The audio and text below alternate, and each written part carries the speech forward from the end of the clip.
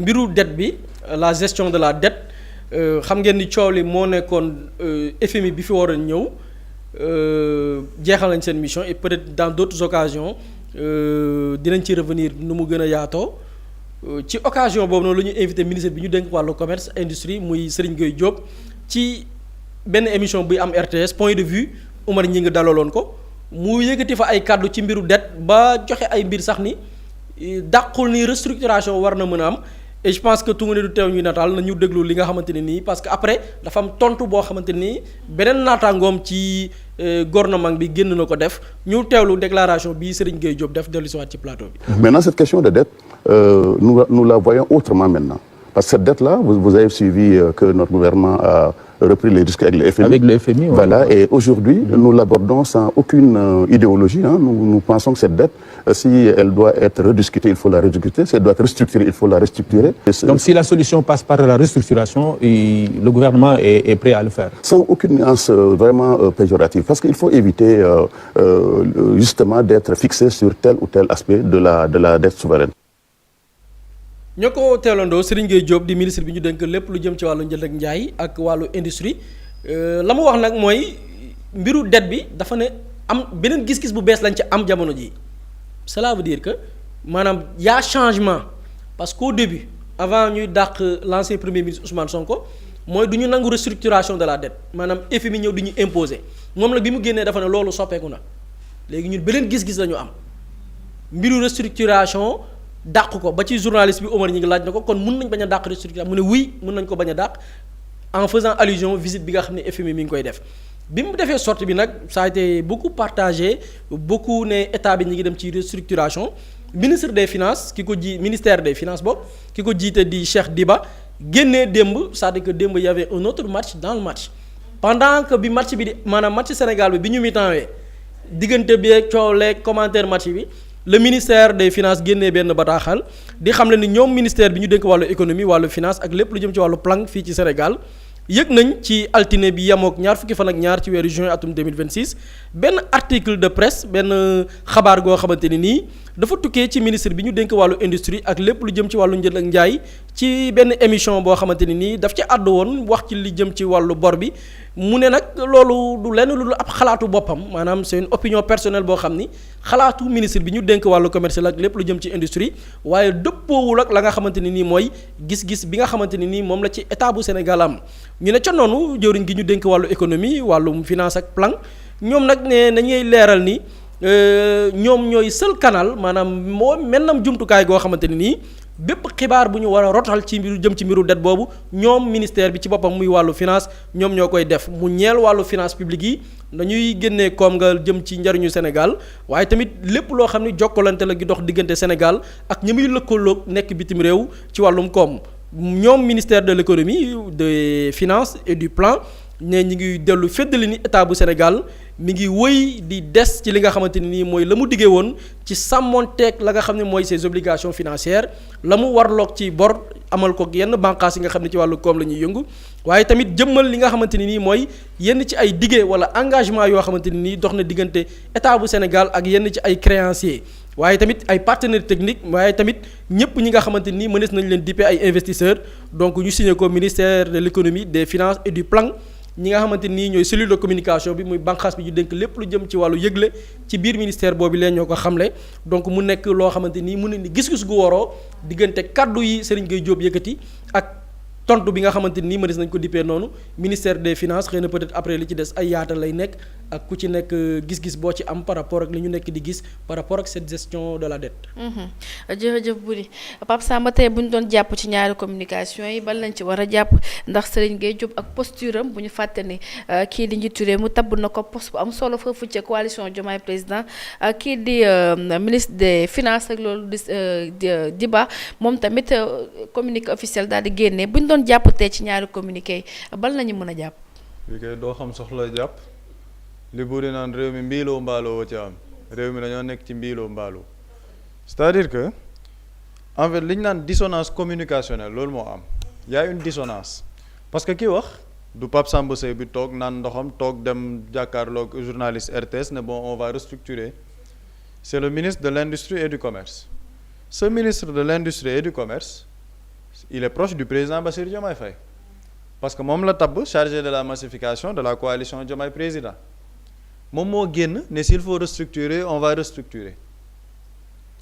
te li tax c'est important ñuy wax yi genre yu mel nii sénégalais c'est le même ministre moom moo fi toogoon avec L29 L30 bi ne waa TFM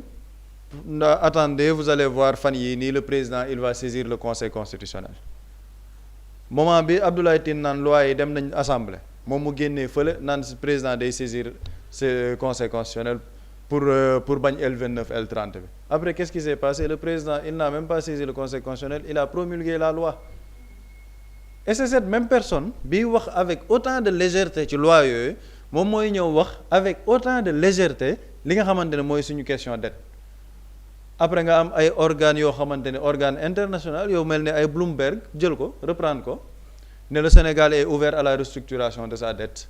léegi loolu bu ko kenn gisee mu nekk ay investisseurs wala mu nekk ay personnes yoo xam ne dañoo bëggoon dugal xaalis ci biir Sénégal dañ naan lii de ki ko wax du une personne quelconque c'est un ministre du gouvernement du président Bassirou Diomaye Faye ban contexte la ko waxee à la clôture de la mission du FMI donc est-ce que du daa am lu ñu tënk ak FMI moo tax moom muy dem émission di def service après-vente c'est comme ça que les gens vont réfléchir léegi au même moment à 2 heures du matin te ñoom ñoo ko tey sax génnee heure boobu seen communiqué parce que ci ñoom sénégalais match bi la ñuy tal waaye tal nañ leneen lu dul match bi yeneen yi ci réew mi ñu ngi koy waxtaanee génnee communiqué na li ci gën a extraordinaire communiqué bi ñu ne li ministre bi wax ay waxi boppam la mais ça n'engage pas l'État du Sénégal ba muy dem ci émission bi il est parti en tant que Serigne Gueye Diop ancien maire de Sandiara je sais pas moi chargé de la massification de Diomaye président non il est parti en tant que Serigne Gueye Diop ministre de l'Industrie et du Commerce mu yëkkati kàddu yooyu xam nga le président de la République moom moo waxoon dafa tenir ci solidarité gouvernementale ni ku ñu nekk dans l'intimité de son bureau bu transgresser ces règles de solidarité gouvernementale là wala mu def leen loo xamante ne ay intérêt personnel am la il ne peut amener personne dans une solidarité gouvernementale premier ministre Ousmane Sonko xam nga lan lañ ko dàqee fonds politique ku mën a jël risque décision dàq Ousmane Sonko premier ministre avec tout ce qu'il représentait dans ce pays là ndax dafa tudd coowal fonds politique mais Serigne Gueye Diop bu àddoo ci waxi det kon kenn waru fi toog tey jii li Serigne Gueye Diop wax bu Ousmane Sonko nekkoon premier ministre wax une position contraire gars yépp dal ci kawam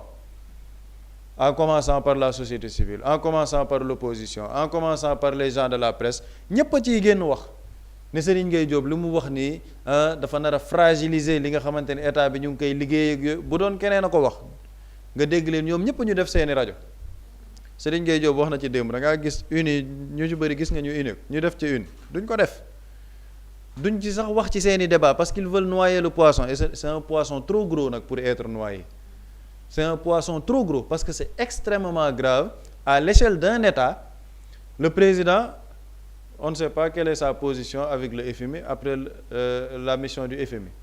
ministère des finances defuñ communication c'est Serigne Gueye Diop ministre de l'Industrie et du Commerce moom mooy dem def communication après un autre ministre du même gouvernement génn def communiqué ne waaw loolu position personnelle la ça n'engage pas l'État du Sénégal mais si un ministre peut transgresser la position de l'État du Sénégal wax ay position personnelle am sur une question aussi importante 2 options moo ci waroon topp bu doon on était dans un état sérieux soit il démissionne soit il est démis de ses fonctions loolooy dëgg mais malheureusement du am parce qu'il est chargé de la massification de la coalition Diomaye président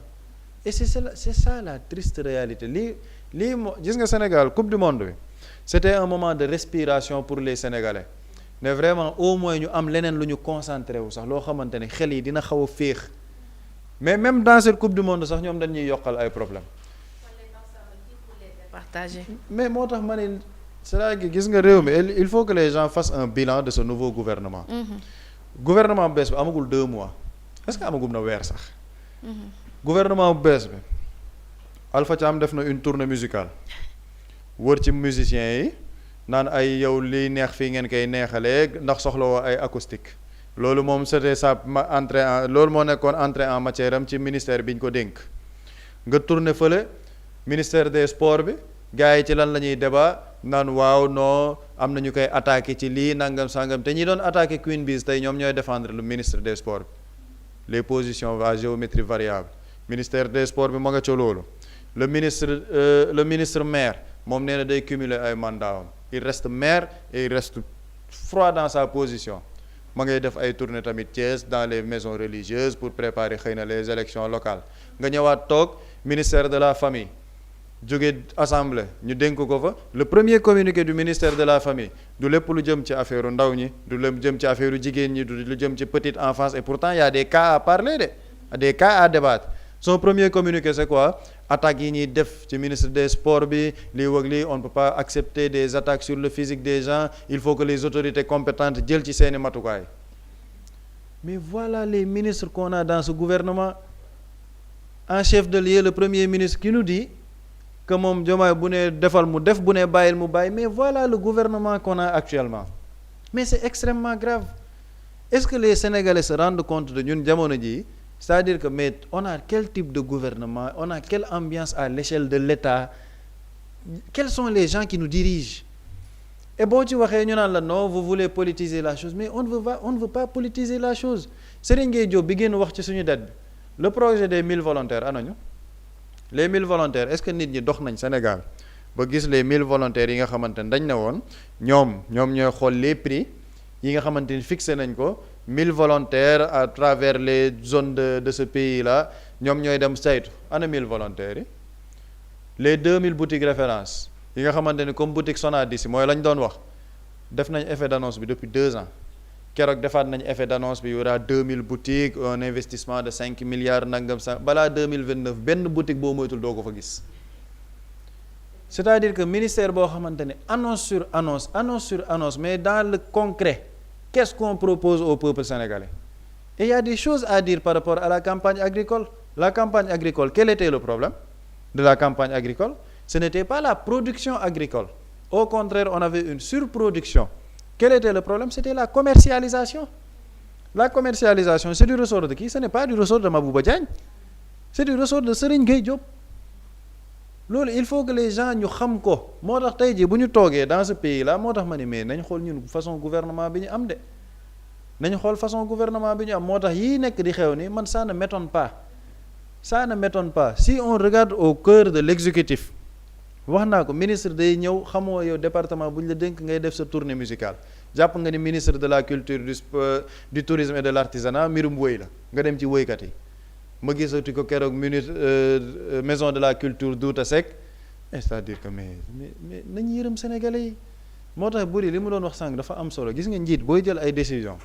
il faut vraiment peser le pour et le contre vraiment ñu xalaat askan wi ñu xalaat le peuple sénégalais parce qu'il y a des choses qu'on ne peut pas quand même accepter en 2026 par rapport ak li nit ñi xeex en 2024 c'est-à-dire que ñiy nekk di dund li ñuy dund nii au Sénégal boo leen ne woon en 2024 lii ngeen di dund en 2026 dañ naan la lii mënul nekk c'est même pas possible mais malheureusement c'est ce qu'on est en train de vivre tu as un ministre conseiller à la présidence boo xamante ne moom la ñu jox lépp lu jëm ci dialogue social syndicat yi ak politique mais c'est lui qui sort pour dire que waaw la loi L29 L30 elle est anticonstitutionnelle alors que ton président de la République moo ko promulgué mais voilà les gens qui nous dirigent actuellement sénégalais il faut ñu xam ñan ñoo leen di jiite et ce qui est dommage mooy nit ñi duñ ci wax ñi nga xamante ne ñoo doon attaquer le gouvernement du premier ministre Ousmane Sonko doo dégg ñu wax ci la sortie de Serigne Gueye Diop et les effets yi mu mën a am les impacts yi mu mën a am en tant que ministre doo dégg kenn wax ci dañ naan waaw non lii yàgg na am premier ministre wax keneen wax beneen position non ce n'est pas du tout la même chose on nous parle de cohérence gis nga gouvernement li ngay jox jëmm la marche de l'exécutif c'est la cohérence c'est-à-dire que ñu am la même ligne par rapport ak ni ñuy xalaatee mais le ministre Serigne Gueye Diop on lui parle de la dette mu ne bu ñu ciy dem dañ ciy waxtaan sans aucune idéologie donc yow si tu parles de sans aucune idéologie c'est même contraire ak li sa premier ministre waxoon parce que sa premier ministre dafa ne woon ce n'est pas un changement de cap c'est un changement de méthode le cap lan moo koy définir le projet souverain par rapport ak nan la ñuy waxtaanee suñu économie nan la ñuy waxtaanee suñuy partenariat ak yeneen toi tu viens dire que si la dette on doit la restructurer on va la restructurer parce que am na ay pression yu ñuy teg et que dañ ciy dem sans aucune idéologie donc yow gouvernement ba nga nekk di siège sax xamoo ñoom li ñuy xalaat xamoo doctrine bi ñuy défendre et malgré tout ça l'effet d'annonce des 1000 volontaires boutique Sonadis yi ne woon na fi sax fëgg jaay dañ koy tere pour def consommation locale c'est lui qui l'avait dit ne dañuy tere yooyu noonu yëpp pour la consommation locale yooyu noonu yëpp wax nañ ko fi dans le concret rien il fait une sortie aujourd'hui contraire à la ligne apparente de l'exécutif après lan moo ci am il va rester ministre pourquoi il va rester ministre parce qu'il est chargé de la massification de la coalition Diomaye Président voilà actuellement l'ambiance au Sénégal mooy lu bëri di wax naan dëkk bi yëpp a jaxasoo c'est-à-dire que Sénégal dëkk bi instant moo jaxasoo si au niveau de l'exécutif la ñuy gis yii nii mais normalement dañoo waroon toog ñu ne assemblée député am na position bi beneen député xalaat na leneen mais dans un gouvernement du premier ministre de mënoon nañ ne président moo xalaat les premiers ministres waroon nañ d'accorduñ ci vision bi bon président dàq na premier ministre ok mais 2 ministres yoo xamante ni ils sont censés travailler ci lan la politique de la nation définie par le chef de l'État la politique de la nation kan moo koy conduire le premier ministre en collaboration avec ses ministres donc Serigne Gueye Diop moom la politique qui est définie par le président de la République conduite par le premier ministre sax moom xamu ko il est obligé d'être rappelé à l'ordre non pas par le premier ministre non pas par le président de la République mais par un père ministre waaw ñun fu ñu jëm suñu réew c'est-à-dire que réew mi fu mu jëm malheureusement c'est ce que les gens sont en train de vivre instant FMI def nañ seen rapport xëy na après dinañ ci ñëwaat ci yeneeni occasion mais lii moo nekk ci instance dirigeante Sénégal exécutif bi c'est comme ça qu'est dirigé notre exécutif xam nga ñun ñu ngi ci doon alerte bu njëkk ba ñu nommé porte-parole Abdoulaye Tine on l'a dit ñu ne il faut qu'on fasse attention ci ñi ñuy tabb tu ne peux pas prendre une personne bu ne am na ay lois yu ñu yóbbu Assemblée nationale te xamu ci dara xam na ni amul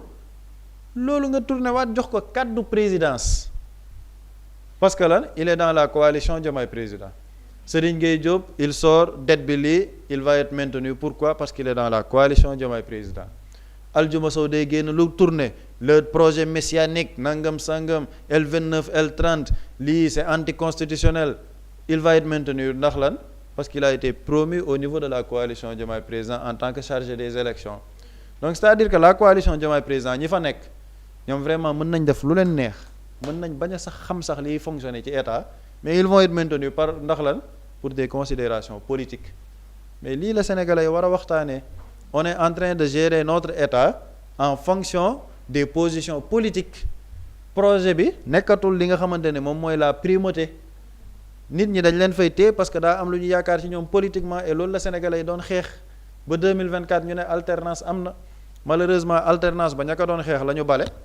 ña ñu foogoon ne bale nañ leen ñu indiwaat leen ñuy doxal li doon xew au Sénégal et c'est extrêmement dommage qu'on en arrive là. bu di ba tey ci sorti wu kii di Serigne Gueye Diop kii di njiitu réew mi waxoon na lépp lu jëm ci restructuration dañ koy tegee boor ki fi nekkoon aussi élément Diorème bi dafa xeex lànk na li di restructuration du xam pourquoi même pas à l'espace d'un mois Serigne Gueye Diop dikkaat ne restructuration mun na am. wolof dafa naan parfois naar bu ndaw lu mu wax ca bu mag ba la ko déggee peut-être mu nekk des choses yu ñuy ruumandaat moom mu yàkkamti ci yàkkamteem naa la wax kan mooy Serigne Gueye Diop ci yàkkamteem mu gaaw profité di ko génn boo déggee ministre boo liiree entre les lignes wala boog ci communiqué bi ministre des finances dafa ne ñoom ñooy autorité bi compétente pour mën a wax di communiquer ci mbir mi maanaam yow bàyyil yàkkamti teel même buñ ciy communiquer ñun ñoo ci war a wax pas yow Pape Samba dafa souligner lu am solo et lan moo waral nii actuellement il faut savoir dans ce gouvernement on assiste à une cacophonie boo xamante ne nii tey sabar gu tas lay ndurool Serigne Gueye Diop xam nga Pape Samba dafa junj benn affaire ne affaire friperie boobu mu wax muy annoncé xam nga li gën a garaaw ci nit mooy nit kiy jéem a prouver defal attention ci nit kiy jéem a prouver loyauté nit kooku moo gën a dangereux parce que nit kooku noonu ci bëgg a wane jàppaleem ak cofeelam wala bëgg a prouver moo koy dugal ci ñu ne Serigne Gueye Diop en fait genre nit yooyu la xam nga Pape Samba dafa souligner affaire fëgg jaaya histoire boobu xam nga nan la demee ay entrepreneur ñoo organisé woon benn atelier kenn ci ñi ko participer la man laa toog waxtaanal tuddee ko Champions for Jobs pour créer benn dynamique boo xam ni développement wu Sénégal naka la ko les petites et moyennes entreprises war a ŋànkee ñu invité ci Serigne Gueye Diop en tant que ministre du commerce et de l'industrie mu dem fa tasante faak ay entrepreneurs yoo xam ni dañuy yëngu ci wàllu textile xam nga ñun yàgg nga dégg ay Sotiba ay industries yu mag yoo xam ni dañu maanaam l'industrie textile dafa amoon dayo ci Sénégal am ay entrepreneurs yu ne ñoom investir nañ ci secteur bi dañu bëgg a dekkil Sénégal di defar fii ay tissus ñu bàyyi di ko importer di ko jëlee yeneen dëkk ñu ne nag objectif boobu noonu àpp nañ ko par exemple sax fii ba juróom fukki at maanaam du léegi mais dañu soxla dooleel pour que Sénégal sax bu demee ba développé ba industrie textile bi am doole dootuñu importer ti ay fëgg jaay Serigne Gueye Diop génn xoola def point de presse ne oui bientôt la friperie sera interdite au Sénégal histoire bi nii la def histoire Pape Samba di wax nii la demee de man ki ma ko expliquer daf ma ne mais ministre bi teeyoo je vous jure parce que ñoom dañ ko ne bu ñu dooleelee fii ak ay at du léegi sax loolu c'est même pas 2029 loolu àpp nañ ko ay juróom fukki at maanaam fexe ba dooleel petites et moyennes entreprises yooyu noonu pour bu ñu demee ba am doole tissu fii lañ koy defaree ay t-shirt ñun yi ñuy sol nii polo yi ñuy sol nii ñu koy defaree fii mu am ay industries yu koy defar mais bu ñu koy defaree fii boobaa lu ñu doyee fëgg jaay dootuñ ko doy dara mais du léegi loolu ay yàgg loolu du léegi peut-être sax ñun buy am ñun ay paa la ñu nekk parce que même dans les pays développés da nga fay fekk fëgg jaay léegi Serigne Gueye Diop entrepreneurs yi wax ko loolu rek mu génn oui bientôt on va intervenir avec le développement de l'industrie textile même la friperie xoolal entrepreneurs yi koo wax bu gaaw du génn xam nga la ci jubloon récupération politique yaakaar ne bu ko waxee nit ñi ne kàngam baa ngi noonu ay kii fu mu ne woon kii ndeke vision am fii la toll fekk entrepreneurs yi yow saa doo dooleel entrepreneurs yi c'est-à-dire yow entrepreneurs yi bi lay nettali loolu xam nga lan lañ ci jublu woon ñu jox leen ay financement état dooleel leen ñu am des industries fortes pour que l'industrie textile dekkiwaat Sénégal créer des emplois gars yi di defar ay tissus am ci beneen côté tailleur yi di gën a boobu tailleur yi sax da leen di gën a dooleel parce que képp kuy sol ay t-shirt ay chemise ay polo tout costume lépp fii lañ koy ñëwee lu ñu doyee ci friperie mais loolu c'est dans le long terme waa ji génn pour récupération politique wala ko mu dem wuti ay financement wuti ay milliards pour dooleel ces petits éléments mu génn friperie en fait Serigne Gueye Diop c'est ce genre de personne pour que nit ñi puissent comprendre en fait c'est quel genre de personne quoi moi personnellement il danse plus vite que la musique en fait merci beaucoup t'as trouvé le mot juste moom xalam gi neex na rek bu xalam nga jollee rek mu départ il faut que mu teey c'est-à-dire que moom il faut que mu teey quoi moom ba ci projet yi Pape Samba wax nii ay annonce effet d'annonce en fait il est dans ça et ce qui est malheureux mooy nit ki le président de la République nommé ci kàngam yi war a organiser sa massification c'est des gens qui sont dans la politique c'est des gens qui ne sont pas ci lu concret léegi nag dans leur démarche politique purement politique dañuy essayer di wan le président que maa ngi lay liggéeyal la ngay mbëbët wala la ngay waaj a mbëbët sax xam nga le président la da nga tudd le président am na une position par rapport ak la restructuration de la dette loolu début ba la mais bi mu demee ba ñu nar a génnee Ousmane Sonko parce que Ousmane Sonko li ko génnee affaire fonds politique benn la ci li ko génnee ci gouvernement bi mais il faisait pas l'affaire des multinationales il faisait pas l'affaire des bailleurs il faisait pas l'affaire du FMI donc dàqam c'était plusieurs facteurs y compris la restructuration de la dette Ousmane Sonko bi ñu koy dàq dafa laaj président ne ko fan la ñu nar a dem ak restructuration bi ñuy ruumandaat di ko dégg président ne ko jëluma ci benn engagement jëlaguma ci benn engagement jamono ji tembe ëllëg nag la yàlla xam doy na. maanaam nii wii nii non. nii wii nii non c'est-à-dire que ëllëg perspective la mën naa am dàquñu ko. léegi Serigne Gueye Diop moom comme li nga wax rek il danse beaucoup il danse plus vite que la musique mi ngi ruumandaat ne ok président peut-être même dafay restructurer xaaral man ma génn rek annoncé ko ko Serigne Gueye Diop ci démarche yooyu la nekk il faut que mu arrêté quoi en fait il faut que mu arrêté et ce qui est dommage mooy secteur bi mu ŋànk dafa am solo wàllu industrie wàllu commerce tey réew mi fu mu toll tey ñi ngi wax déjà moom secteur bi ñu ko dégg muy industrie pour développer ko il faut que yow nga par exemple plan de redressement bi ci développer industrie Sénégal quand on parle d'industrie mooy une industrie boo xamante nii champion yi mu demoon visiter ñu ne ko bëgg nañ développer textile bi mu génn naan dinañ aaye friperie wuti ay financement dooleel ñooñu la moo ko tax a jóg tey kii connaît l'Occident n'est pas pour c'est-à-dire que man dama ne est-ce que parfois j'ai l'impression que Sénégal on surestime des personnes man personnellement bokkoon na ci ñi ma jotoon impressionné mais après je me suis dit que mais nous Sénégal on surestime des personnes restructuration bii mu wax bokk na ci mbëbëtu Occident ñun du ñu industrialiser wu oui parce que après les 2 guerres mondiales bi mu amee après la révolution industrielle ci la les grandes puissances jaar pour développer seeni dëkk les États-Unis une bonne partie de l'Europe l'Union soviétique les Chinois occidentaux yi jaar ci la révolution industrielle ba développer seeni dëkk ba nekk de grandes puissances am droit de veto tey tous les pays africains bu ñu dajaloo woon ni lii lañ bëgg benn Chine mooy toog fële ne teg sama droit de veto pourquoi parce que c'est un pays industrialisé États-Unis moo ñëw teg veto parce que dañu créer des industries France moo ñëw teg veto parce que ils ont créé des industries l'automobile l'industrie habillement partout dans tous les secteurs européens yi xam ne ñun forcément pour développer foog ñu jaar ci une industrialisation endogène nag une industrie portée par des champions portée par l'État du Sénégal ñu xëy indil ñu la destruction de la couche d'ozone yéen bu ngeen industrialiser seen dëkk yi da ngeen di réchauffement climatique bii da ngeen di yokk le réchauffement climatique génn leen ci li ngeen nekk on nous finance mais financement yi xam nga da nga gis ay tappalekat fan yi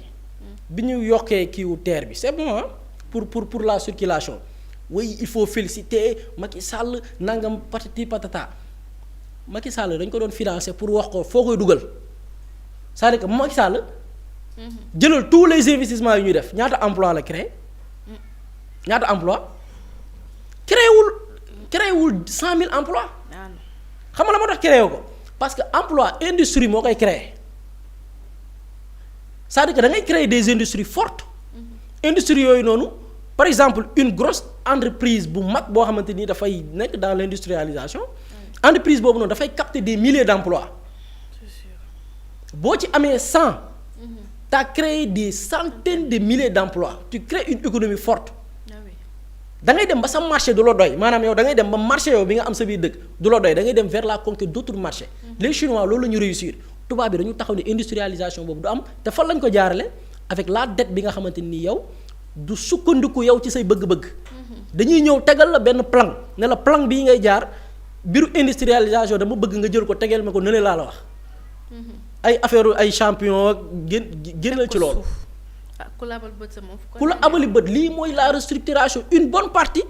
lenn ci restructuration il faut le dire donc kii bu toogee fii nday di bàkkoo man ñun fan la ñu jëm ñun réew mi et puis da ko wax avec fierté émission bi Serigne Gueye Diop da ko wax avec fierté comme kuy wax xam-xam nga xeex dara pendant 2 ans nga tëb bëgg ko nangu. bëgg ko nangu parce que bëgg rek jàpp nga ni moom jàpp na ni comme par exemple bi ñuy ban kii la waxoon mooy bi ñu ne président dina def avis au niveau du conseil constitutionnel. L29 L30 bi groupe parlementaire Pastef ne dañuy modifier le code électoral mais dafa gaawantu génn ne oui le président va faire un avis pour contraindre li nga xam ne mooy proposition de loi boobu noonu ndeke président musul def avis daf ko waxoon rek pour neex président léegi ñii bu ñu waree le président de la république fan la réew mi jëm moo tax Pape Samba a posé une bonne question bu dee lii classe gii profil yi ñoo wër le président ci boppam sax day kontaan ci attitude yi ñu nekkee lu tëb rek yow bu sabar gi neexee rek nga fitërndiku teeyoo président bu dee moom dafa yàqamte moom ñii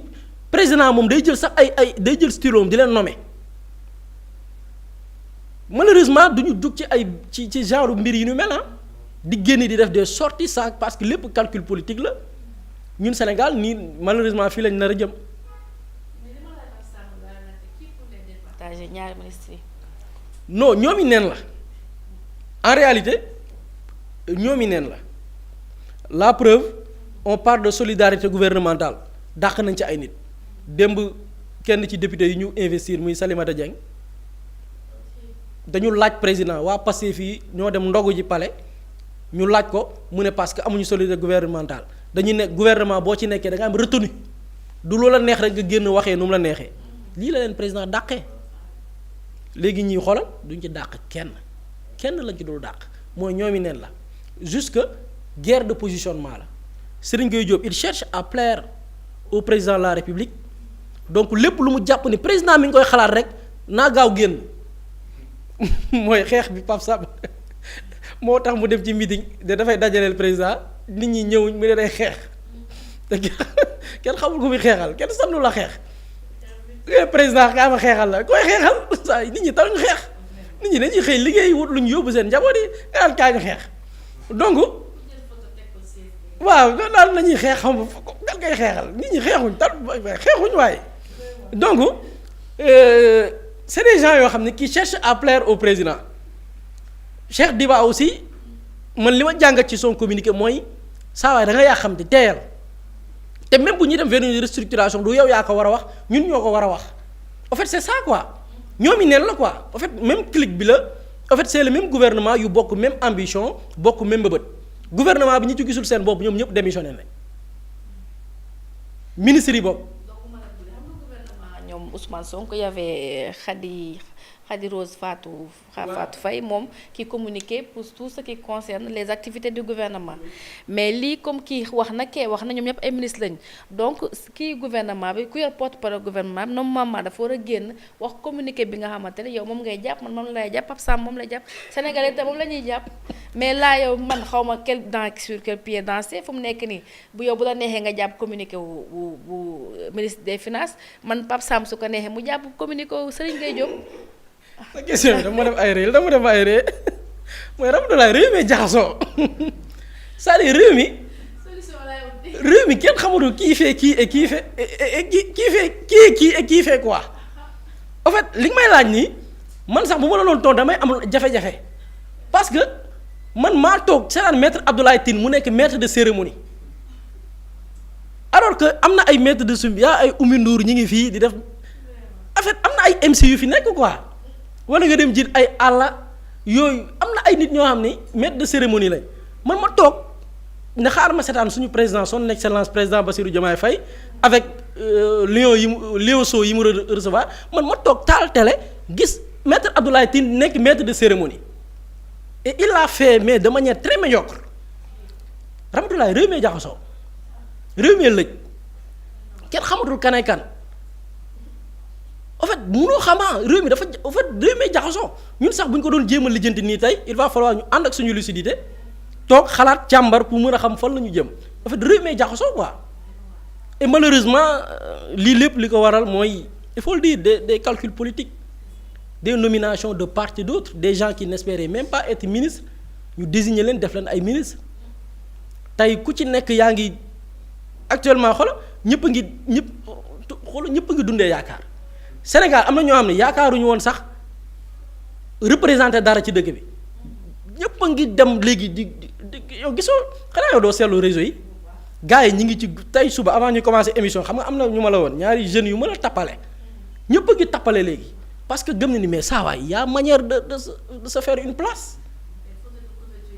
ñëpp gars yaa ngi changé léegi ñëpp a ngi dundee yaakaar parce que effectivement des profils bu leen gisee ñu def leen fenn fi mais nag wax dëgg yàlla nag am na ñoo xam ne gënuñu cee yaay ñenn ñi nag foofu réew mi foofu lañ na en fait c'est dommage parfois yenn yi doo ci bëgg dugg mais vraiment nañu ñaan rek te dundee yaakaar ni suñu borom moom lu mu situation bu mu créé rek xëy na peut-être am na saafara soo xamante ni nii dina ci am et espérons que saafara si dina am bu neexee suñu borom. nañ ko xaar rek yàlla baax na Pape Sam boo paree wax ma la